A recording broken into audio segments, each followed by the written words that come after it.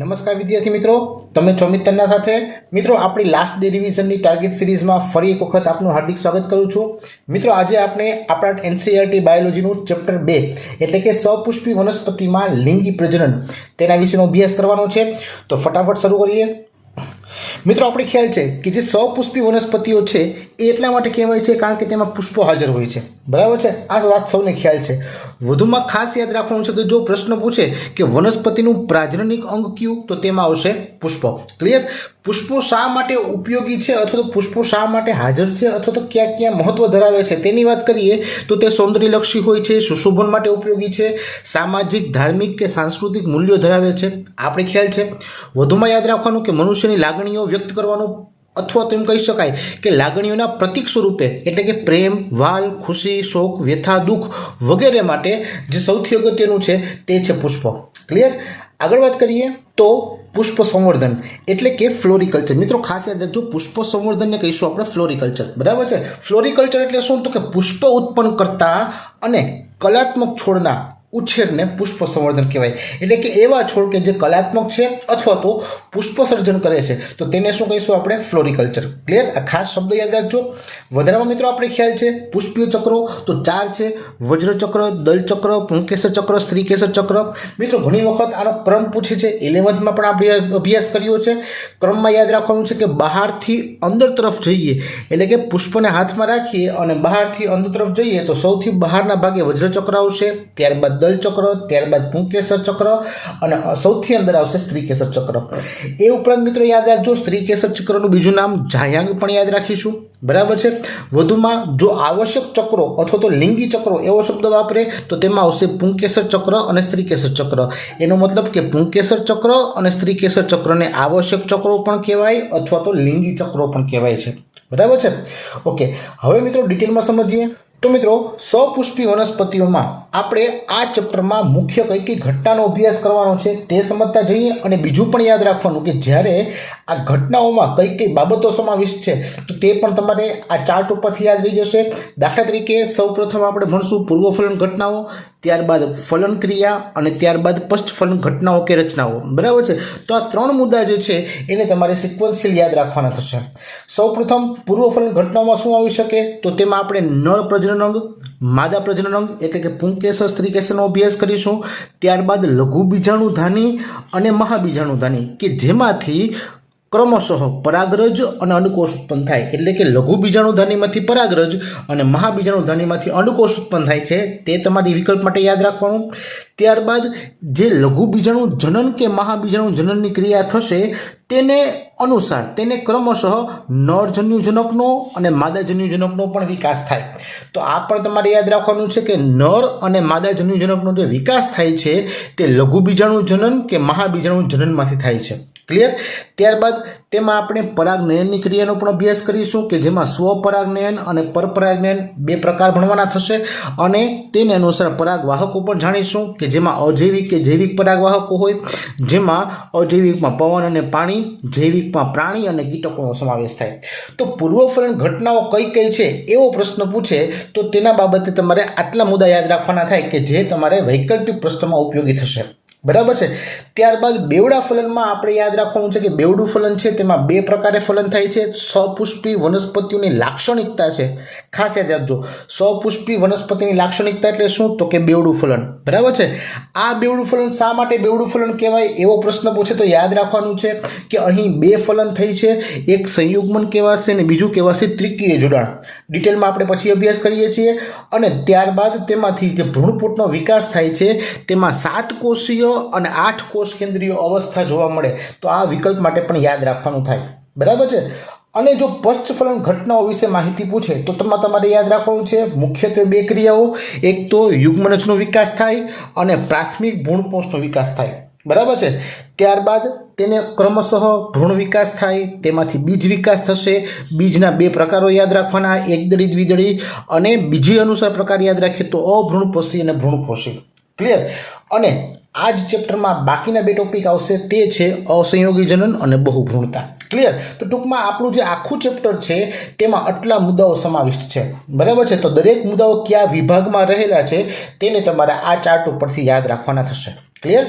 Next વાત કરીએ તો નર પ્રજનન અંગ એટલે કે પુંકેસર. મિત્રો ખાસ યાદ રાખજો કે જે વનસ્પતિનો નર ભાગ છે તે પુંકેસર છે, જે 3 વિભાગ ધરાવે છે: પરાગાશય, યોજી અને તંતુ. બરાબર છે. યોજી જે છે તે પરાગાશય અને તંતુને જોડતો ભાગ છે. વધુમાં પ્રશ્ન યાદ રાખો કે જ્યારે કોઈ પણ સમય પ્રશ્ન પૂછે કે પુંકેસરનો દૂરસ્થ છેડો એટલે શું, તો દૂરસ્થ છેડો આવશે પરાગાશય. દૂરસ્થ છેડો એટલે શું, તો કે બીજાશયથી દૂર રહેલો, બીજાશયથી છેડે રહેલો જે છેડો છે તેને શું કહીશું આપણે, જે પરાગાશય છે તે, એટલે કે પુંકેસરનો દૂરસ્થ છેડો. ક્લિયર. ત્યારબાદ પરાગાશય છે એને આપણે કહીશું લઘુ બીજાણુધાની. આ શબ્દ પણ યાદ રાખજો. બરાબર છે. પરાગાશયને કહેવાશે લઘુ બીજાણુધાની. તેની આપણે બાહ્ય રચના અને આંતરિક રચના બંને વિશે અભ્યાસ કરવાનો છે. તો સૌપ્રથમ વાત કરીએ બાહ્ય રચનાની, તો બાહ્ય રચના દ્વિખંડીય અને ચતુકોટરીય હોય છે. ક્લિયર. આ ખાસ યાદ રાખજો. જ્યારે આંતરિક રચનાની વાત કરીએ તો આપણે ખ્યાલ છે કે આંતરિક રચના છે તે 4 સ્તરીય દિવાલ ધરાવે છે. ટેક્સ્ટ બુકમાં તમે આકૃતિમાં અભ્યાસ કર્યો છે. માત્ર આપણે વિકલ્પ માટે સ્તરો યાદ રાખી લઈએ. સૌથી બહાર આવશે તે અધિસ્તર, ત્યારબાદ અંદર તરફ જઈએ તો સ્ફોટી સ્તર, તેને બીજું નામ તંતુમય સ્તર તરીકે યાદ રાખીશું. ત્યારથી અંદર જઈએ તો મધ્ય સ્તર અને સૌથી અંદર પોષક સ્તર જોવા મળે છે. બરાબર છે. મિત્રો જે બીજાણુજનક પેશી છે એટલે કે જે પરાગાશયમાંથી જે પરાગ માતૃકોષ છે તેના નિર્માણ અને ત્યારબાદ તેમાંથી પરાગરજના નિર્માણની વાત કરીએ તો સૌપ્રથમ આપણે શબ્દ યાદ રાખવાનો થશે પીએમસી એટલે કે પોલેન મધર સેલ. ક્લિયર. ખાસ યાદ રાખજો. પોલેન મધર સેલ એટલે કે પરાગ માતૃકોષ. બરાબર છે. આ પરાગ માતૃકોષ છે તેની પ્લોઇડી હોય છે 2n એટલે કે દ્વિકીય છે. બરાબર છે. તેમાં મિત્રો અર્ધીકરણ થશે એટલે કે 4 પરાગરજ ઉત્પન્ન થશે. અર્ધીકરણને અંતે 4 પરાગરજ ઉત્પન્ન થાય છે જેની પ્લોઇડી હોય છે n એટલે કે એકકીય હોય છે. બરાબર છે.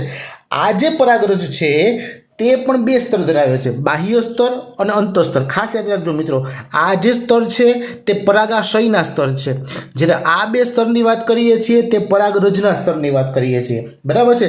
તો પરાગરજ છે તે 2 સ્તર ધરાવે છે. બાહ્ય સ્તર છે તે સ્પોરોપોલિનનું બનેલું હોય છે અને જે અંતઃસ્તર છે તે સેલ્યુલોઝ અને પેક્ટિનનું બનેલું હોય છે. ક્લિયર. તો આ ખાસ યાદ રાખવું. આ જે પરાગરજ છે એ દરેક પરાગરજ છે તેમાં નરજન્યુજનકનો વિકાસ થાય છે. હવે પ્રશ્ન થાય કે નરજન્યુજનક શું, તો નરજન્યુજનક છે તે 2 કોષીય અવસ્થા છે, જેમાં એક વાનસ્પતિક કોષ હોય છે અને એક જનન કોષ હોય છે. બંનેની પ્લોઇડી કેવી છે, n એટલે એકકીય યાદ રાખવું. બરાબર છે. ત્યારબાદ આ જે પરાગાશય છે તેનું સ્ફોટન થાય. સ્ફોટન થાય એટલે કે એમાંથી આ જે પરાગરજ ઉત્પન્ન થઈ છે તે પરાગરજનું વિકિરણ થાય એટલે કે ફેલાશે અને આ વિકિરણ થયેલી પરાગરજ છે તે પરાગનયનની ક્રિયાને અંતે એટલે કે પરાગનયનની ક્રિયા એટલે શું, તો કે પરાગરજ છે તે વનસ્પતિના સ્ત્રી કેસરના પરાગાસન પર સ્થાપિત થાય અને ત્યારબાદ તેનો આગળ વિકાસ થાય છે. ક્લિયર. તો તમારે આ ચાર્ટ યાદ રાખવાનું છે કે જેને કારણે પુંકેસરની બધી જ માહિતી અહીં તમારે આવી જશે. બરાબર છે. આગળ વાત કરીએ તો માદા પ્રજનન અંગ એટલે કે સ્ત્રી કેસર. મિત્રો ખાસ યાદ રાખજો, જે પુષ્પનો માદા ભાગ છે અહીં જે ભાગ છે તે 3 ભાગમાં વહેંચાયેલો છે. સૌપ્રથમ પરાગાસન, ત્યારબાદ પરાગવાહિની અને અંતે બીજાશય. જે પરાગાસન છે એ સ્ત્રી કેસરનો સૌથી ઉપરનો ભાગ છે જે પરાગરજને ગ્રહણ કરવાનું કાર્ય કરે છે. તેની નીચે જોડાયેલો નલિકામય ભાગ છે તેને કહીશું પરાગવાહિની, કે જે પોલો ભાગ છે કે જેની અંદર પરાગ નલિકાનું વહન થશે. બરાબર. અને નીચે જે ફૂલેલો ભાગ છે તે છે બીજાશય, જેમાં અંડક હોય છે. બરાબર છે. તો આ 3 મુખ્ય ભાગ યાદ રાખીશું. હવે ડિટેલમાં વાત કરીએ બીજાશયની. તો બીજાશય શું છે, તો કે તે અંડક ધરાવતો વનસ્પતિનો ભાગ છે. બરાબર છે. અહીં યાદ રાખશું આપણે એમએમસી એટલે કે પ્રદેહનો કોઈ એક કોષ છે તે એમએમસી તરીકે વર્તે. મિત્રો યાદ રાખજો, નર ભાગમાં આપણે પીએમસી યાદ રાખેલું હતું, અહીં આપણે યાદ રાખશું એમએમસી. એમએમસી એટલે કે મેગાસ્પોર મધર સેલ. બરાબર છે. તેમાં આપણે પોલેન મધર સેલ યાદ રાખેલું હતું, અહીં આપણે યાદ રાખશું મેગાસ્પોર મધર સેલ એટલે કે મહાબીજાણુ માતૃકોષ, જેની પ્લોઇડી કેટલી હોય છે, 2n હોય છે. અહીં પણ અર્ધીકરણ થશે અને અર્ધીકરણને અંતે 4 મહાબીજાણુ ઉત્પન્ન થાય. મિત્રો યાદ રાખજો, નર ભાગમાં જ્યારે 4 પરાગરજ ઉત્પન્ન થાય છે તો 4 પરાગરજ છે તે સક્રિય હોય છે, પરંતુ અહીં ખાસ યાદ રાખવાનું છે કે જ્યારે 4 મહાબીજાણુ ઉત્પન્ન થાય તો તે 4 મહાબીજાણુમાંથી 3 અવનત પામે, નાશ પામી જાય છે, જ્યારે એક સક્રિય રહે છે. આ જે એક સક્રિય છે તે સક્રિય મહાબીજાણુનો વિકાસ થાય અને તે માદાજન્યુજનક અથવા તો ભ્રૂણપુટ તરીકે વિકસિત થઈને આગળ વધે છે. હવે પ્રશ્ન થાય કે માદાજન્યુજનક એટલે શું? તો મિત્રો માદાજન્યુજનકની આકૃતિ ભ્રૂણપોટની આકૃતિ તમે આકૃતિમાં જોઈ શકો છો, બરાબર છે. આ આકૃતિ અનુસાર તમે યાદ રાખવાનું થાય તો અંડ છિદ્ર તરફનો જે ભાગ છે તેને કહીશું આપણે અંડ પ્રસાધન, બરાબર, જેમાં એક અંડકોષ હોય અને બે સહાયક કોષો હોય. દરેકની પ્લોઇડી એન એટલે એકકીય હોય, 3 કોષ થઈ ગયા. ત્યારબાદ જે અંડ તલ તરફનો ભાગ છે તેમાં 3 પ્રતિધ્રુવીય કોષો હોય, જેની પ્લોઇડી પણ એકકીય એન હશે. અને વચ્ચે જે રહેલો કોષ છે કેન્દ્રસ્થ મધ્યસ્થ કોષ, જેની પ્લોઇડી 2n છે, જે 2 ધ્રુવીય કોષ કેન્દ્રો ધરાવે છે, બરાબર છે. તો અહીં તમારે આકૃતિના અનુસાર યાદ રાખશો તો પણ તમારે આ આકૃતિના અનુસાર આ દરેક ભાગ યાદ રહી જશે. ક્લિયર? નેક્સ્ટ વાત કરીએ તો લઘુ બીજાણુ જનન અને નરજન્યુજનનનો વિકાસ કઈ રીતે થાય. મિત્રો બહુ સિમ્પલ ચાર્ટ સ્વરૂપે યાદ રખાવું છું, જેને કારણે તમારે ફરીથી રિવિઝન થઈ જાય અને બધું જ યાદ રહી જાય. તો મિત્રો આપણે ખ્યાલ છે કે પુંકેસર, જેને આપણે લઘુ બીજાણુ પર્ણ કહ્યું, તો તેમાંથી પરાગાશય ઉત્પન્ન થાય, એટલે કે તેનો પરાગાશયનો ભાગ એટલે કે લઘુ બીજાણુ ધાની છે, જેમાંથી આપણે વાત કરી પોલેન મધર સેલ જે દ્વિકીય રચના હોય છે, તેના અર્ધીકરણને અંતે પરાગ ચતુષ્ક એટલે કે 4 પરાગરજ ઉત્પન્ન થાય છે. પરાગરજ એટલે લઘુ બીજાણુ, બરાબર છે. અહીં આપણે આકૃતિમાં દર્શાવશું. તો જ્યારે પુંકેસરમાં ઘણી બધી ક્રિયાઓને અંતે પરાગરજ ઉત્પન્ન થાય તો તેને કહીશું આપણે લઘુ બીજાણુ જનન. લઘુ બીજાણુ એટલે પરાગરજ અને તેના ઉત્પન્ન થવાની ક્રિયા એટલે જનન ક્રિયા. તો લઘુ બીજાણુ જનન એટલે પુંકેસરમાં પરાગરજ ઉત્પન્ન થવાની ક્રિયા, બરાબર છે. હવે પરાગરજ ઉત્પન્ન થઈ ગઈ પછી એ પરાગરજનું પરાગનયન થશે અને વનસ્પતિના સ્ત્રી કેસરના પરાગાસન પર સ્થાપિત થાય. પરાગાસન પર સ્થાપિત થાય એટલે સૌ પ્રથમ તેમાં સંભાજનની ક્રિયા થશે. સંભાજનની ક્રિયા થશે એટલે એમાં આ રીતે તમે જોઈ શકો છો કે 2 કોષ ઉત્પન્ન થશે, બરાબર છે, જે ફરીથી સંભાજન પામશે અને તેમાંથી 2 નરજન્યુ અને 1 વાનસ્પતિક કોષ છે તે આગળ વધે છે. એટલે આ જે વિકાસ થયો છે તે પરાગનલિકાનો વિકાસ થયો એમ કહેવાય. એટલે કે સ્ત્રી કેસરના પરાગાસન પર પરાગનલિકાનો વિકાસ થાય તો પરાગનલિકાના વિકાસને અંતે તેમાં આ પ્રકારની રચના જોવા મળે છે. ક્લિયર? તો તેને કહીશું આપણે નરજન્યુજનકનો વિકાસ. નરજન્યુજનક એટલે અહીં જે નરજન્યુ ઘટક છે તેનો વિકાસ થાય છે, માટે નરજન્યુજનકનો વિકાસ કહેવાય.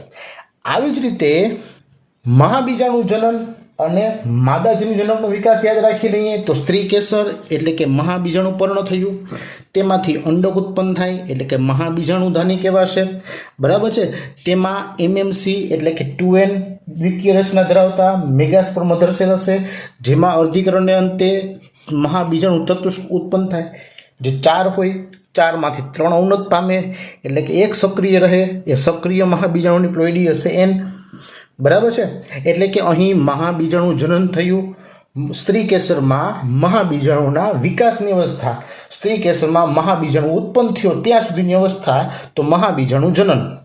હવે આ મહાબીજાણુ જનન છે તેમાં જે સક્રિય મહાબીજાણુ ઉત્પન્ન થાય છે તે સક્રિય મહાબીજાણુ 3 વખત સંભાજનમાંથી પસાર થાય.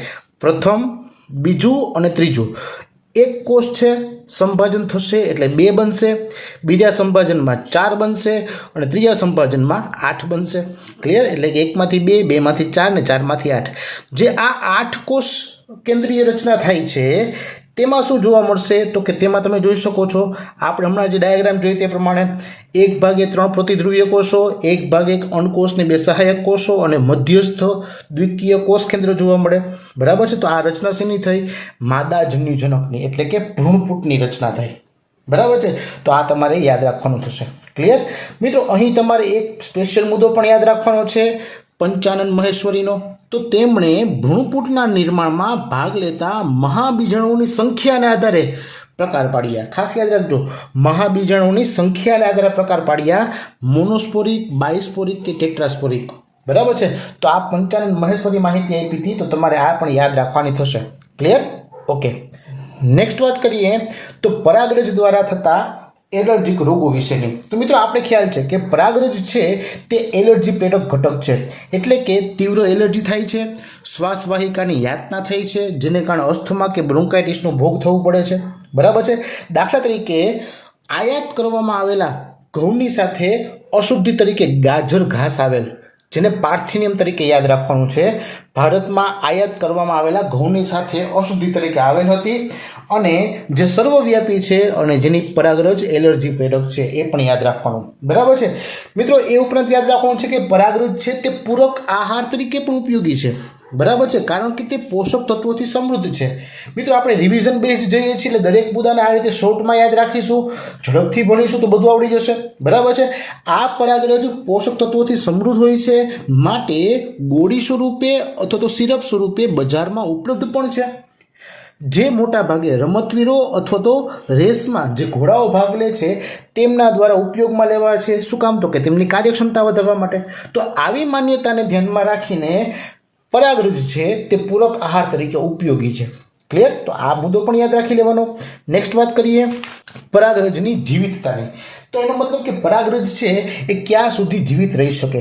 તો મિત્રો યાદ રાખવાનું કે પરાગાશયમાંથી પરાગરજ મુક્ત થાય પછી તે જીવિતતા ગુમાવે તે પહેલાં પરાગાસન પર સ્થાપન થવું જરૂરી છે, તો જ ઉપયોગમાં આવી શકે. એટલે કે પરાગાશયમાંથી છૂટી પડ્યા પછી પરાગાસન પર સ્થાપિત ન થાય ત્યાં સુધી તે જીવિત રહેવી જોઈએ. બરાબર છે. અહીં આપણે યાદ રાખવાનું છે કે જે ઘઉં અને ચોખા છે તેની પરાગરજ 30 મિનિટ પછી જીવિતતા ગુમાવે છે, પરંતુ રોઝેસી, લેગ્યુમિનોસી અને સોલેનેસી કુળની જે પરાગરજ છે તે મહિનાઓ સુધી જીવિતતા ધરાવતી રહે છે. બરાબર છે. તો આ તમારે વિકલ્પ માટે યાદ રાખવાનું. હવે આવી જે પરાગરજ છે એને લાંબા સમય સુધી સંગ્રહ કરવો હોય તો આપણે ખ્યાલ છે પ્રવાહી નાઇટ્રોજનની મદદથી -196 ડિગ્રી સેલ્સિયસ તાપમાને પરાગ નિધિમાં જે બીજ નિધિની ક્રિયા થાય છે એ રીતે પરાગ બેંકમાં આનો સમાવેશ કરી શકાય છે અથવા તેને સંગ્રહ કરી શકાય છે. બરાબર છે, કે જે મોટા ભાગે પાંખ સંવર્ધિત કાર્યક્રમો માટે ઉપયોગી નીવડે છે. બરાબર. તો આ મુદ્દો પણ વિકલ્પ માટે યાદ રાખજો. આગળ વાત કરીએ તો પરાગનયનની. તો મિત્રો બહુ અગત્યનો મુદ્દો છે પરાગનયન. મિત્રો પરાગનયન એટલે શું? તો હમણાં જ વાત કરીએ આપણે કે પરાગરજનું પરાગાસન પર સ્થળાંતર થવાની ક્રિયા, એટલે કે પુંકેસર પરથી સ્ત્રીકેસર પર આવવાની ક્રિયા થઈ. બરાબર છે. બે પ્રકારો યાદ રાખશું, સ્વપરાગનયન અને પરપરાગનયન. સ્વપરાગનયનમાં યાદ રાખવાનું છે કે બે ક્રિયાઓ યાદ રાખવાની, સ્વફલન અને ગેઇટિનોગેમી. જ્યારે પરપરાગનયનમાં આવશે પરવશ એટલે કે ઝેનોગેમી. બરાબર છે. ખાસ યાદ રાખજો મિત્રો, એક જ ચાર્ટમાં બધું જ યાદ રહી જશે. થોડુંક સ્પીડમાં રિવિઝન કરાવું છું, પરંતુ ટુ ધ પોઈન્ટ જશું, બધું આવડી જશે.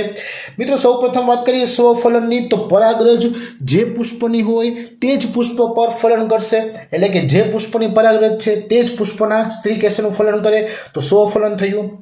હવે પરાગરજ જે વનસ્પતિની છે તે જ વનસ્પતિના અન્ય પુષ્પ પર ફલન કરે, એટલે કે એક વનસ્પતિ પર બે પુષ્પ હોય તો એક પુષ્પની પરાગરજ તે જ વનસ્પતિના બીજા પુષ્પનું ફલન કરે તો ગેઇટિનોગેમી કરાશે. પરંતુ એક વનસ્પતિના પુષ્પની પરાગરજ અન્ય વનસ્પતિના પરાગાસન પર સ્થાપિત થાય તો ઝેનોગેમી. બરાબર છે. એટલે એક જ પુષ્પ છે, અહીંયા એક વનસ્પતિ પર બે પુષ્પ છે, જ્યારે અહીંયા બે અલગ અલગ વનસ્પતિ છે.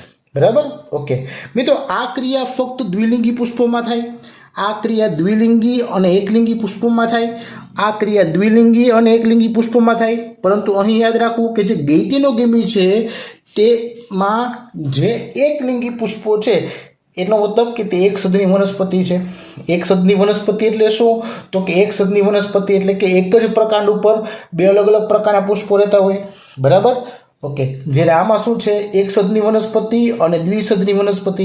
તો આના વિશેની માહિતી આપણે ચેપ્ટર 1માં અભ્યાસ કર્યો છે, તો તેનો વિડીયો જોઈ લેજો, આરામથી સમજાઈ જશે. બરાબર છે. હવે મિત્રો યાદ રાખવાનું કે જે સ્વફલન છે તે સ્વફલનમાં સહપક્વતા અને સંવૃત પુષ્પતા જોવા મળે. સહપક્વતા એટલે શું? તો કે જ્યારે નર અને માદા ભાગ સાથે પરિપક્વ બને તો સહપક્વતા કહેવાશે. સંવૃત પુષ્પતાની વાત કરીએ તો યાદ રાખવાનું છે કે વાયોલા, અબુટી અને કોમેલિના જેવી વનસ્પતિ છે તેમાં બે પ્રકારના પુષ્પો જોવા મળે, હવાઈ પુષ્પો અને સંવૃત પુષ્પો. હવાઈ પુષ્પો તો સામાન્ય પુષ્પો જેવા હોય, પરંતુ સંવૃત પુષ્પો ખાસ યાદ રાખજો, વિકલ્પ માટે અગત્યનું. સંવૃત પુષ્પો એવા છે કે જે ક્યારેય ખીલતા નથી, પરંતુ પુષ્પીય કલિકા સ્વરૂપે હોય તો કલિકામાં જ પરાગરજ છે તે ઉત્પન્ન થશે અને કલિકા અવસ્થામાં જ તેમાં રહેલા પરાગાસન પર તેનું પરાગનયન થઈ જશે, એટલે કે સ્વફલન ક્રિયા આપોઆપ થઈ જશે. ક્લિયર? તો સંવૃત પુષ્પતામાં જે સંવૃત પુષ્પો છે જે ક્યારેય ખીલતા નથી, તો એ ખીલ્યા વગર જ તેની અંદર કલિકા સ્વરૂપ અવસ્થા હશે ત્યારે જ તેમાં આ રીતે ફલન ક્રિયા થઈ જાય છે. ક્લિયર? ઓકે, બીજું યાદ રાખશું ગેઇટિનોગેમીમાં. તો મિત્રો ગેઇટિનોગેમી એક એવી ક્રિયા છે કે જે જનીનિક રીતે સ્વપરાગનયન થઈ. શું કામ? તો કે એક જ વનસ્પતિના 2 પુષ્પો પર આ રીતે પરાગરજનું ટ્રાન્સફર થાય છે. એટલે જનીનિક રીતે તો સ્વપરાગનયન થયું, પરંતુ એક પુષ્પમાંથી બીજા પુષ્પમાં પરાગરજ ગઈ માટે કાર્યાત્મક રીતે કેવું થયું? પરપરાગનયન. ક્લિયર? તો ખાસ યાદ રાખવાનું છે કે જો આવો પ્રશ્ન પૂછે જનીનિક રીતે સ્વપરાગનયન અને કાર્યાત્મક રીતે પરપરાગનયન, તો શું યાદ રાખશું આપણે? ગેઇટિનોગેમી. અને ત્રીજું, જનીનિક ભિન્નતા ધરાવતી પરાગરજ હોય તો તેમાં આવશે ફિક્સ જ છે પરવશ ઝેનોગેમી, કારણ કે 2 અલગ અલગ વનસ્પતિ છે એટલે એની ભિન્ન પરાગરજ જ હશે. ક્લિયર? ઓકે મિત્રો, અહીં ખાસ યાદ રાખવાનું કે જો કોઈ સમયે એક સદની વનસ્પતિ કે દ્વિસદની વનસ્પતિના ઉદાહરણ પૂછે તો તમારે આ ઉદાહરણ પણ યાદ રાખી લેવાના છે. ક્લિયર? ઓકે, નેક્સ્ટ વાત કરીએ પરાગનયનના પ્રકારોની. મિત્રો આ જે પ્રકારો છે તે પરાગવાહકો અનુસાર પાડેલા છે, ખાસ યાદ રાખજો. બરાબર છે મિત્રો? પરાગવાહકોની વાત આપણે ખ્યાલ છે, અજૈવિક અને જૈવિક. અજૈવિક પરાગવાહકોમાં પવન અને પાણી છે. જૈવિકમાં આપણે 2 ભાગ પાડીએ છીએ, પ્રાણી અને કીટકો. બરાબર છે? જો પવન દ્વારા જે પરાગનયનની ક્રિયા થાય તો એને કહેશું આપણે એનિમોફિલી, શબ્દો યાદ રાખજો. પાણી દ્વારા થાય તો હાઇડ્રોફિલી, પ્રાણી દ્વારા થાય તો ઝૂફિલી અને કીટકો દ્વારા થાય તો એન્ટેમોફિલી. બરાબર? ઓકે, હવે મિત્રો દરેકને વારાફરથી સમજીએ. તો સૌપ્રથમ જે પવન દ્વારા પરાગનયનની ક્રિયા થાય છે તે મોટા ભાગે ઘાસ, મકાઈ, તાડ, ખજૂરી, નાળિયેરી જેવી વનસ્પતિમાં થાય છે. મિત્રો અહીં ટૂંકનોંધ પર તમારે યાદ રાખી શકો, અથવા તો વૈકલ્પિક પ્રશ્નો માટે યાદ રાખવું હોય તો ખાસ 4 મુદ્દા યાદ રાખવાના કે પરાગરજ છે તે હલકી અને ચિકાસ રહિત હોય, કારણ કે પવન દ્વારા તેનું ટ્રાન્સફરેશન થવાનું છે. બરાબર છે? પુંકેસર છે તે ખુલ્લા અને મુક્ત હોય. પરાગાસન મોટા અને પીછાયુક્ત હોય. શું કામ? તો કે પવન દ્વારા ઉડતી જે પરાગરજ છે તેને ગ્રહણ કરવાનું છે. અને તેનો પુષ્પ વિન્યાસ એવો છે કે જેમાં ઘણા બધા પુષ્પો હોય. દરેક પુષ્પ એક અંડકયુક્ત હોય. બરાબર? કે જે આ પ્રકારે પુષ્પ વિન્યાસ હોય. બરાબર છે? ત્યારબાદ હાઇડ્રોફિલીની વાત કરીએ તો આના પુષ્પો રંગવિહીન અને મધુરસવિહીન હોય. ખાસ યાદ રાખજો, કારણ કે તેને પ્રાણીઓને કે કીટકોને આકર્ષવાના નથી. એટલે પાણી દ્વારા જેનું વહન થાય છે અથવા પાણી દ્વારા જેનું પરાગનયનની ક્રિયા થાય છે તેના પુષ્પો રંગ અથવા તો મધુરસ ધરાવતા નથી. ક્લિયર? દાખલા તરીકે હાઇડ્રીલા, વેલિસ્નેરિયા અને ઝોસ્ટેરા એટલે કે દરિયાઈ ઘાસ. બરાબર છે મિત્રો? બીજું યાદ રાખવાનું કે 30 જેટલી વનસ્પતિની જાતિઓ છે તેમાં આ પ્રકારે પરાગનયનની ક્રિયા થાય છે અને મોટાભાગની જલીય એકદળી વનસ્પતિ હોય છે. એ ઉપરાંત લીન, દ્વિઅંગી અને ત્રિઅંગી વનસ્પતિઓમાં પણ પાણી દ્વારા પરાગનયનની ક્રિયા થતી જોવા મળે છે. ક્લિયર? વધારામાં મિત્રો આ પ્રશ્નો ઘણી વખત પૂછાયેલું યાદ રાખવાનું કે જલીય લીલી અને જળકુંભી આ 2 વનસ્પતિ એવી છે કે જેમાં જળ સપાટી પર પુષ્પો આવી જાય છે અને કીટક અને પવન દ્વારા પરાગિત થાય છે. બરાબર છે? હાઇડ્રોફિલી જોવા મળતું નથી, એટલે અપવાદ થયું. બરાબર છે? જ્યારે વેલિસ્નેરિયાની વાત કરીએ તો તેના માદા પુષ્પો છે તે લાંબા વૃંત વડે પાણીની સપાટી પર આવે અને મુક્ત પરાગરજ જે તરતી પરાગરજ છે તેને ગ્રહણ કરશે. જ્યારે દરિયાઈ ઘાસની વાત કરીએ તો માદા પુષ્પો પાણીમાં નિમગ્ન રહે છે અને પરાગરજ ઊંડે જાય છે અને તેનું ફલન કરે છે. તો અહીં યાદ રાખવાનું કે હાઇડ્રોફિલીમાં પરાગરજ શ્લેષ્મથી આવૃત હોય છે. ક્લિયર? ઓકે, નેક્સ્ટ વાત કરીએ ઝૂફિલીની. તો સૌથી બેસ્ટ ઉદાહરણ યાદ રાખશું કાઇજેલિયાનું, કે જેમાં ચામાચીડિયા દ્વારા પરાગનયનની ક્રિયા થાય. એ ઉપરાંત લેમુર છે, કર્તનશીલ પ્રાણીઓ છે, સરીસૃપમાં ગેકો, ગરોળી અને કાચિંડા છે, તેના દ્વારા પણ પરાગનયનની ક્રિયા થતી જોવા મળે. ક્લિયર? ત્યારબાદ વાત કરીએ એન્ટેમોફિલીની. તો માખી દ્વારા સુરણમાં અને ફૂદા દ્વારા યુક્કા વનસ્પતિમાં પરાગનયનની ક્રિયા થતી જોવા મળે. એ ઉપરાંત મિત્રો મધમાખી, પતંગિયા, ભૃંગ કીટકો, ભમરી, કીડી, પક્ષીઓ વગેરે છે તે આ રીતે પરાગનયનની ક્રિયામાં ભાગ ભજવે છે એટલે તેને મધુરસ લૂંટારુઓ તરીકે ઓળખવામાં આવે છે. પક્ષીઓમાં સ્પેસિફિકલી સનબર્ડ એટલે કે દેવચકલી અને હમિંગબર્ડ એટલે કે ગુંજન પક્ષીને યાદ રાખશું. અહીં જે પુષ્પો છે તે મોટા, રંગીન, સુગંધિત કે મધુરસથી સમૃદ્ધ હોય છે. શા માટે? તો કે તે વળતર કે પુરસ્કાર સ્વરૂપે કીટકોને બક્ષિસ આપે છે. એટલે કીટકો તેના પ્રત્યે આકર્ષાય, કીટકો તેની પાસે આવશે તો તેને વળતર સ્વરૂપે કે પુરસ્કાર સ્વરૂપે મધુરસ આપે છે. ક્લિયર? તો આ પણ તમારે વૈકલ્પિક પ્રશ્નો માટે યાદ રાખવાનું. આગળ વાત કરીએ તો બાહ્ય સંવર્ધન પ્રયુક્તિઓ. મિત્રો વેરી સિમ્પલ ને મોસ્ટ ઇમ્પોર્ટન્ટ છે. બાહ્ય સંવર્ધન પ્રવૃત્તિઓ શું કામ છે? તો ખાસ કરીને આપણે ખ્યાલ છે કે સપુષ્પી વનસ્પતિમાં દ્વિલિંગી પુષ્પો હોય કે જેમાં સ્વપરાગનયન થાય, અને જો સતત સ્વપરાગનયન થાય તો અંતઃસંવર્ધન દબાણ પણ સર્જાય છે. આનો અભ્યાસ આપણે આગળ કર્યો છે, બરાબર છે. તો મિત્રો સતત સ્વપરાગનયનને રોકવા માટે અને પરપરાગનયનને ઉત્તેજવા માટે વનસ્પતિ બાહ્ય સંવર્ધન પ્રયુક્તિઓ રચે છે, બરાબર છે. એટલે કે સતત ને સતત સ્વપરાગનયન ન થાય અને બહારથી જ પરપરાગનયનની ક્રિયાને કરી શકીએ એના માટેની પ્રયુક્તિઓ છે.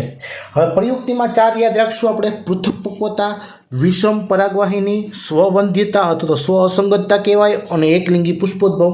વેરી સિમ્પલ મિત્રો. પૃથકપક્વતા એટલે શું? તો કે પરાગરજ મુક્ત થાય તે અને પરાગાસન પરાગરજને ગ્રહણ કરે તે બંનેનો સમયગાળો કેવો હોય? જુદો જુદો.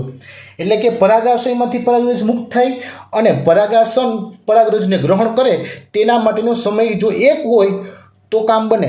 જો બેનો સમય અલગ અલગ હશે તો ફલન ક્રિયા થવાની નથી. તો અહીં યાદ રાખશું કે સૂર્યમુખી એક એવી વનસ્પતિ છે કે જેમાં પરાગરજ પહેલાં મુક્ત થઈ જાય અને પરાગાસન ગ્રહણશીલ હોતું નથી, તો પરપરાગનયન થવાનું છે. જ્યારે ધતુરો અને તાળ વનસ્પતિમાં એવું છે કે પરાગાસન છે તે પહેલાં ગ્રહણશીલ બને, પરંતુ તેની પરાગરજ હજી ઉત્પન્ન થઈ નથી. તો પરાગરજ ઉત્પન્ન થાય એ પહેલાં જો પરાગાસન ગ્રહણશીલ બની ગયું હોય તો અન્ય પુષ્પને પરાગરજ આવીને ફલન કરશે, પરાગનયનની ક્રિયા થઈ જશે. ક્લિયર? તો પરપરાગનયન શક્ય બને છે.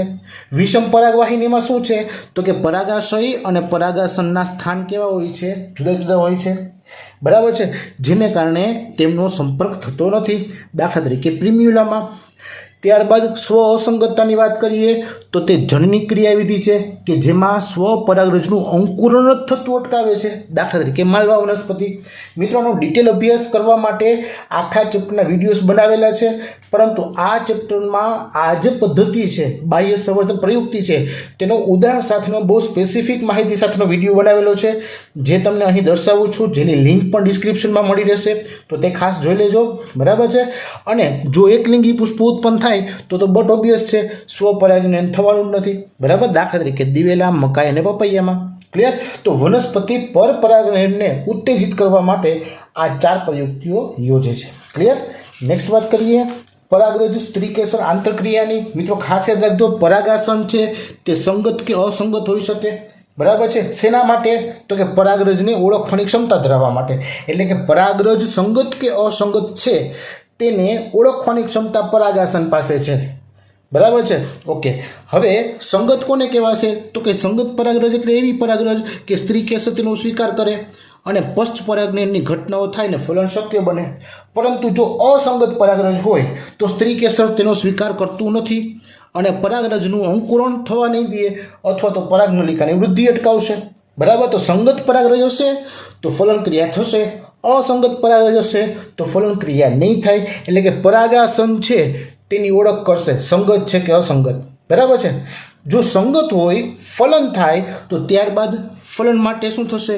પરાગરજ પરાગનયનની ક્રિયામાં આવશે, ત્યારબાદ પરાગરજનું અંકુરણ થશે, અંકુરણ થવાથી પરાગનલિકાનું નિર્માણ થાય, પરાગનલિકા બીજાશય તરફ આગળ વધે, અંડક છિદ્ર દ્વારા અંડકમાં પ્રવેશ પામે, સહાયક કોષો દ્વારા માર્ગદર્શન મેળવી અને ફલન ક્રિયા કરે, બેવડું ફલન થાય.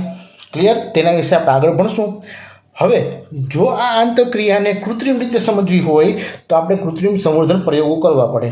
તો કૃત્રિમ સંવર્ધન પ્રયોગોમાં આપણે ખાસ કરીને ઈચ્છિત પરાગરજના ઉપયોગ માટેની પદ્ધતિ અપનાવીએ છીએ. એટલે કે કોઈ વનસ્પતિની ઈચ્છિત પરાગરજનો ઉપયોગ કરવો હોય તો કૃત્રિમ સંવર્ધન પદ્ધતિ કરવી પડે, જેમાં આપણે મુખ્યત્વે 2 ક્રિયાઓ કરીએ છીએ. સૌથી પહેલાં ઇમેસ્ક્યુલેશન એટલે કે વંધીકરણ કરીએ.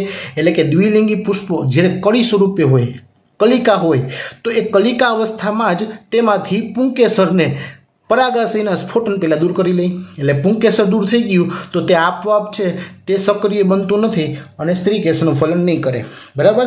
ત્યારબાદ એના પર બેકિંગ કરશું એટલે કોથળી ચડાવી દઈશું. મીણિયા કાગળની કોથળી હોય, બરાબર છે, કે જેને કારણે બહારથી કોઈ પરાગરજ છે તે ફલન કરી શકે નહીં. ક્લિયર.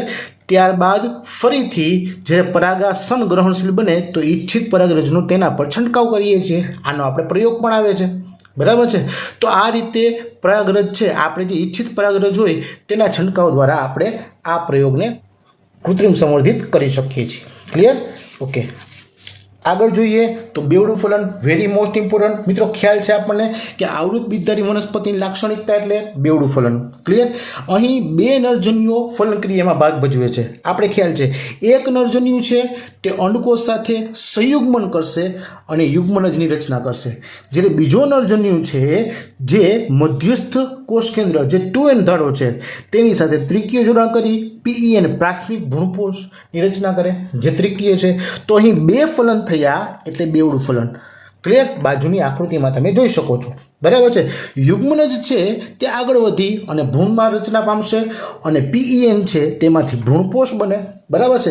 તો આને આધારે તમારે યાદ રાખવાનું થાય આ રીતે કે બીજાશય છે તેમાંથી ફળ બને, અંડકમાંથી બીજ બને, PENમાંથી ભ્રૂણપોષ બનશે, ફલિતાંડમાંથી ભ્રૂણ બને, અંડક આવરણમાંથી બીજાવરણ બને અને અંડક છિદ્રમાંથી બીજ છિદ્ર બને. તો આ પશ્ચફલન ઘટનાઓમાં વનસ્પતિના કયા ભાગમાંથી કઈ રચના બનવાની છે તે તમે અહીં આરામથી યાદ રાખી શકશો. ક્લિયર. ઓકે, આગળ વાત કરીએ તો પશ્ચફલન ઘટનાઓ. સૌપ્રથમ ખ્યાલ છે આપણને કે બેવડા ફલન બાદ યુગ્મનજ બને અને PEN બને. યુગ્મનજ 2n હોય, PEN 3n છે. યુગ્મનજમાં સંભાજનની ક્રિયા થાય તો પૂર્વ ભ્રૂણ, ગોળાકાર ભ્રૂણ, હૃદયાકાર ભ્રૂણ અને પુખ્ત ભ્રૂણ આ રીતે ક્રમમાં બનશે. બધા જ દ્વિકીય હોય, બરાબર છે. અને તેમાં એકદળી કે દ્વિદળી બીજપત્રની રચના થાય. દ્વિદળી હોય તો બે બીજપત્રો હોય, એકદળી હોય તો એક જ બીજપત્ર હોય. તો એકદળી બીજના એક બીજપત્રને વરુથિકા કહેવાય, બરાબર છે. દ્વિદળી બીજ હોય તો તેમાં સૌપ્રથમ ઉપરાક્ષ અને અધ્રાક્ષ હોય. તેમાંથી ઉપરાક્ષમાંથી ભ્રૂણાગ્ર બને અને અધ્રાક્ષમાંથી ભ્રૂણમૂળ બને. જ્યારે એકદળીમાં ભ્રૂણાગ્ર અને ભ્રૂણમૂળ હોય તેની ઉપર રક્ષણ કરતી રચના તો ભ્રૂણાગ્ર ચોલ અને ભ્રૂણમૂળ ચોલ. તો આ રચનાઓ તેમાં જોવા મળે, આ યાદ રાખવાનું. જ્યારે PEN છે, બરાબર છે, પ્રાઇમરી એન્ડોસ્પર્મ ન્યુક્લિયસ, તેમાં પણ સમવિભાજન થાય તો તેમાંથી ભ્રૂણપોષ બને ત્રિકીય. ભ્રૂણપોષ બે પ્રકારે યાદ રાખવાના. મુક્ત કોષ કેન્દ્રીય ભ્રૂણપોષ જે ત્રિકીય હોય અને કોષીય ભ્રૂણપોષ તે પણ ત્રિકીય હોય. અહીં મુક્ત કોષ કેન્દ્રીય ભ્રૂણપોષ છે તેનું ઉદાહરણ યાદ રાખવાનું થાય તો નાળિયેરમાં રહેલું પાણી. જ્યારે કોષીય ભ્રૂણપોષ યાદ રાખવાનું થાય તો નાળિયેરનો સફેદ રંગનો ગર, બરાબર છે. તો આ કોષ કેન્દ્રીય ભ્રૂણપોષ છે, આ કોષીય ભ્રૂણપોષ છે, બરાબર છે. તો આ ચાર્ટ યાદ રાખશો તો પશ્ચફલનની ઘટનામાં કઈ રીતે કયા તબક્કા જોવા મળે તે આરામથી યાદ રહી જશે. ક્લિયર. આગળ વાત કરીએ તો બીજ. બીજના બે પ્રકાર, ભ્રૂણપોષી બીજ અને અભ્રૂણપોષી બીજ. ભ્રૂણપોષી બીજ એટલે કે આલ્બ્યુમિન વાળું અને આલ્બ્યુમિન વગરનું, બરાબર છે. ભ્રૂણના વિકાસ દરમિયાન જો ભ્રૂણપોષ વપરાઈ ગયો હોય તો ભ્રૂણપોષી બીજ રહેતું નથી, કે અહીં ભ્રૂણપોષ સંપૂર્ણ વપરાઈ જાય છે એટલે કે અભ્રૂણપોષી. જ્યારે અહીં ભ્રૂણપોષ સંપૂર્ણ વપરાઈ જતો નથી, થોડોક બાકી રહે છે અને ખોરાક સંગ્રહી વિસ્તાર બને છે. તો આને શું કહીશું આપણે? ભ્રૂણપોષી બીજ.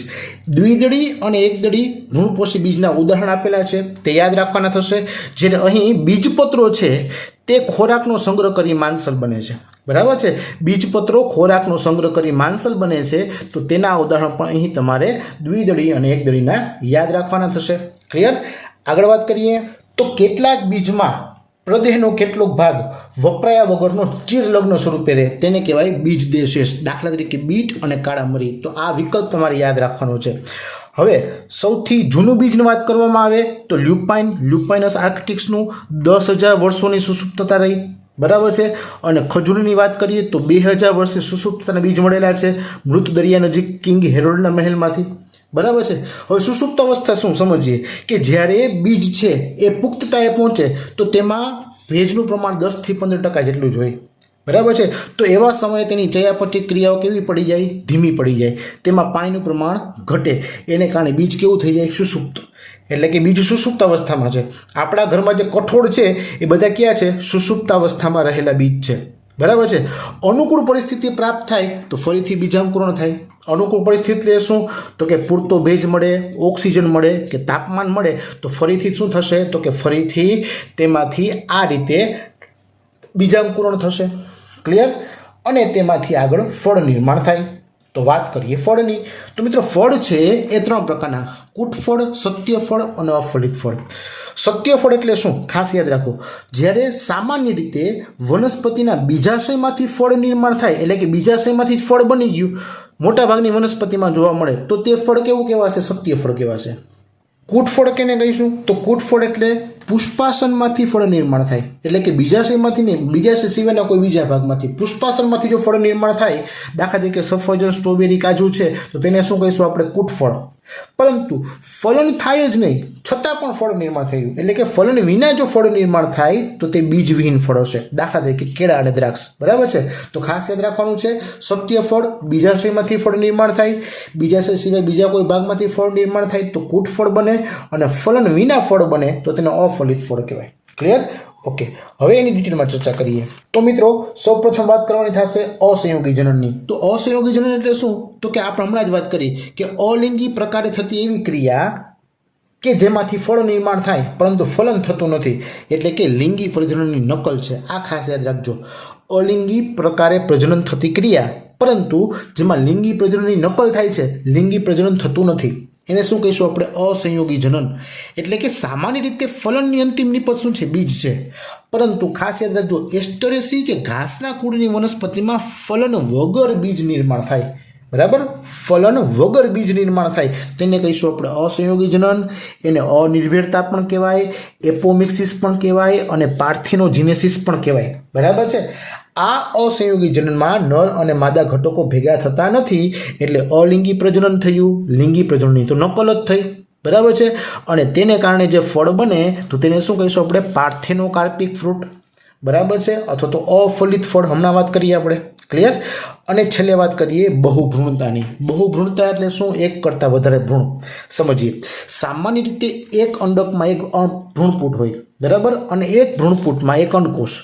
પરંતુ લીંબુ, નારંગી કે કેરીની ઘણી જાતમાં શું જોવા મળે તો કે દરેક અંડકમાં એકથી વધારે ભ્રૂણ જોવા મળે। તો સામાન્ય રચના કરતાં થોડીક વધારે રચના એવી છે કે જેમાં એકથી વધારે ભ્રૂણ જોવા મળે તો શું કહીશું આપણે? તેને બહુભ્રૂણતા કહીશું। શું કામ તો કે પ્રદેહના કોષો વિભાજન પામી અને ભ્રૂણપૂટમાં ઉપસી આવે અને જેને કારણે તે કોષો ભ્રૂણમાં પરિણમે એટલે એક કરતાં વધારે ભ્રૂણ થયા તો તેને કહીશું આપણે બહુભ્રૂણતા। ક્લિયર? તો મિત્રો અહીં આખું બીજું ચેપ્ટર ઇન ડેપ્થ પરંતુ સુપરફાસ્ટ રિવિઝન સ્વરૂપે તમને બધા જ મુદ્દાઓ સમજાવેલા છે। આશા રાખું કે બધું સમજાઈ ગયું હશે। છતાં પણ કોઈ મુદ્દો ન સમજાય તો આ દરેકના ડિટેલ વિડીયો વિથ ડાયાગ્રામ્સ અને વિથ એનિમેશન એની લિંક પણ નીચે ડિસ્ક્રિપ્શનમાં આપું છું। બરાબર છે? દરેક વિડીયો જોજો। આ તો રિવિઝનનો વિડીયો થયો પરંતુ તે દરેક વિડીયો ડિટેલમાં જોશો તો તમારી નીટ, ગુજકેટ અને બોર્ડની એક્ઝામ માટે પણ કામ આવશે। ક્લિયર? તો મિત્રો આજ પૂરતું આટલું રાખીએ છીએ। નેક્સ્ટ વિડીયોમાં નવા ચેપ્ટરમાં મળીશું। ત્યાં સુધી વાંચતા રહેજો, તૈયારી કરજો।